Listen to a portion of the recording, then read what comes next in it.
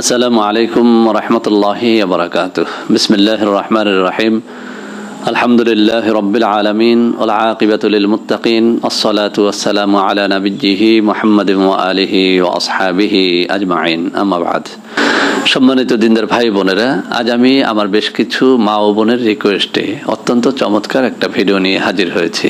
বন্ধুরা, আমার বেশ কয়েকদিন পর্যন্ত আমার বেশ কয়েকটা চ্যানেল থেকে আমার বেশ কিছু মা ও বোন তাদের অবাঞ্ছিত লোম কিভাবে স্থায়ীভাবে দূর করা যায় সেজন্য একটা কার্যকরী ভিডিও আপলোড করার জন্য বারবার রিকোয়েস্ট করেছেন। তো বন্ধুরা আমার, আমি আপনাদেরকে একটা কথা স্মরণ করিয়ে দেই। এই অবাঞ্ছিত লোম দূর করার জন্য আমি এর আগেও কিন্তু আমার বেশ কয়েকটা চ্যানেলের মধ্যে আমি বেশ কিছু ভিডিও আপলোড করেছি। তো সেই ভিডিওগুলো যদি না দেখে থাকেন অবশ্যই সেই ভিডিওগুলো দেখে নেবেন, কেননা সেই ভিডিওগুলো কিন্তু অত্যন্ত পরীক্ষিত ছিল। আমি বেশ কিছু মা ও বোনের উপরে ওই ভিডিওগুলো কিন্তু পরীক্ষা করেছিলাম এবং তারপরেই কিন্তু আপলোড করেছিলাম। তো বন্ধুরা আমার, আজকে এই অবাঞ্ছিত লোম দূর করার জন্য অত্যন্ত চমৎকার একটা ভিডিও আপনাদের সামনে আমি উপস্থাপন করতে যাচ্ছি। আজকের ভিডিওটিও কিন্তু অত্যন্ত পরীক্ষিত, অর্থাৎ আমি বেশ কিছু মা ও বোনের উপরে এই রেমেডিটি ইউজ করেছি। অর্থাৎ যারা এই সমস্যাটির কথা আমাকে জানিয়েছিলেন এবং যারা আমার হাতের নাগালের মধ্যে ছিলেন, আমি তাদেরকে এটি দিয়েছিলাম এবং তারা এটি ইউজ করে বলেছে যে স্যার, যে আলহামদুলিল্লাহ তাদের অবাঞ্ছিত লোম দূর করার জন্য এই রেমেডিটি অত্যন্ত কাজে লেগেছে। তো বন্ধুরা আমার, আজকের এই রেমেডিটি তৈরি করার জন্য অতি সহজ 4টা উপাদান আমাদের নেয়ার প্রয়োজন হবে। বন্ধুরা আমার, আমি বলবো আপনারা যারা এই ভিডিওটি দেখতে শুরু করেছেন অবশ্যই মনোযোগের সাথে দেখবেন। কোনো একটা উপাদান বাদ দিয়ে যদি আপনি মন গড়া ভাবে এই রেমেডিটা তৈরি করেন, এরপরে যদি ভালো ফলাফল লাভ করতে না পারেন তাহলে আমাকে দায়ী করা চলবে না। তো বন্ধুরা আমার, এই রেমেডিটি তৈরি করার জন্য আপনাকে 4টা উপাদান নিতে হবে। 1 নম্বরে নিতে হবে 2 থেকে 3 চা চামচ চিনি গুঁড়া। আমি আবারও বলছি, চিনিটাকে গুঁড়া করে নিতে হবে, কেননা এই অবাঞ্ছিত লোম দূর করার জন্য অবশ্যই চিনিটাকে গুঁড়ো করতে হবে। আপনি চিনি গুঁড়া করা ছাড়া আপনি কিন্তু অবাঞ্ছিত লোম তুলতে পারবেন না।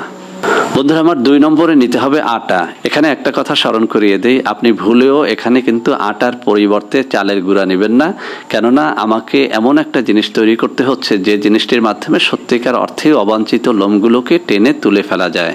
বন্ধুরা আমার, 3 নম্বরে যে জিনিসটি এর সাথে মেশাতে হবে সেটা হচ্ছে গরুর কাঁচা দুধ। বন্ধুরা আমার, যদি আপনি গরুর কাঁচা দুধ সংগ্রহ করতে না পারেন তাহলে বাজার থেকে কেনা যে কোনো গুঁড়ো দুধেও কিন্তু এটি হবে।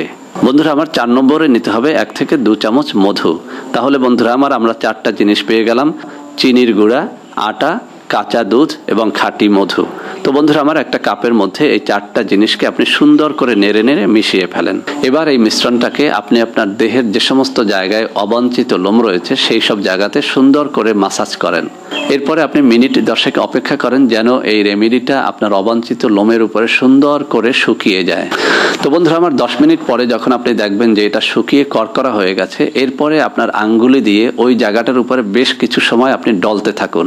আপনি দেখবেন আপনার আঙ্গুলের ঘর্ষণের সাথে আস্তে আস্তে করে এই রেমেডিটা উঠতে শুরু করেছে এবং সেই রেমেডির সাথে আপনার অবাঞ্ছিত লোমগুলো উঠতে শুরু করেছে। তো বন্ধুরা আমার, একটা কথা আপনাদের সতর্ক করে দেই, এই রেমেডিটা আপনারা আপনাদের গোপন আঙ্গে কখনোই ব্যবহার করবেন না, কেননা এটি গোপন আঙ্গে ব্যবহার করেও কিন্তু তার লোমটাকে সুন্দরভাবে তুলে ফেলা যায়। তবে আমি একটা কথা অনেক ভিডিওর মধ্যে বলেছি, আবারও বলে দেই, গোপন আঙ্গের লোমটাকে কেউ যদি উপড়ে ফেলেন সে কিন্তু যৌন জীবনে অনেকটাই হতাশ হবেন, কেননা গোপন আঙ্গের লোম সম্পূর্ণরূপে উপড়ে ফেলাটা কিন্তু যৌন জীবনে হতাশা সৃষ্টি করে, অর্থাৎ এটি যৌন শক্তিকে কমিয়ে দেয়, সেটা নারী হোক অথবা পুরুষ হোক, সবার ক্ষেত্রেই। তো বন্ধুরা আমার, সেজন্য আমি বলবো এই রেমেডিটা আপনারা আপনাদের মুখমণ্ডলে ইউজ করবেন অথবা অন্য কোনো জায়গায় ইউজ করবেন। কখনোই কোনো রেমেডি ইউজ করে আপনারা আপনাদের গোপনাঙ্গের লোমগুলোকে একদম সমূলে উপড়ে ফেলবেন না। এটা কাঁচি দিয়ে কাটবেন অথবা মাঝে মধ্যে শেভ করবেন। তো বন্ধুরা আমার, আশা করি আজকের এই ভিডিওটি আপনাদের অনেক কাজে দেবে। ভিডিওটি ভালো লাগলে লাইক করবেন, কমেন্ট করবেন, শেয়ার করবেন, আমাদের চ্যানেলটিকে ভালোবেসে সাবস্ক্রাইব করবেন। আল্লাহ হাফেজ। আসসালামু আলাইকুম ওয়া রাহমাতুল্লাহি ওয়া বারাকাতুহু।